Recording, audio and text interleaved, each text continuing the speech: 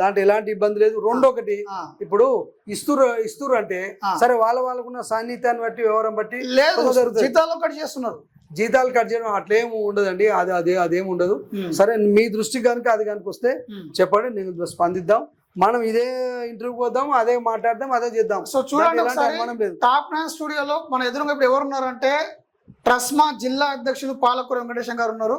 వాళ్ళు ఏమంటున్నారంటే ప్రతి ఒక్క ప్రైవేట్ ఉపాధ్యాయ అందరూ చూడండి, ఇది యాదాద్రి భువనగిరి జిల్లాలో ఉన్న ప్రతి ఒక్క ప్రైవేట్ ఉపాధ్యాయ మిత్రులందరికీ ఒకసారి చిన్న విషయం ఏంటంటే, మీరు కనుక ప్రైవేట్ స్కూల్లో పనిచేస్తున్నట్టయితే, మీరు ఏ స్కూల్లో అయితే పనిచేస్తున్నారో అదే స్కూల్లో మీ పిల్లలకి 10th క్లాస్ అయిపోయేంత వరకు ఫ్రీ ఎడ్యుకేషన్ ఇవ్వాలి.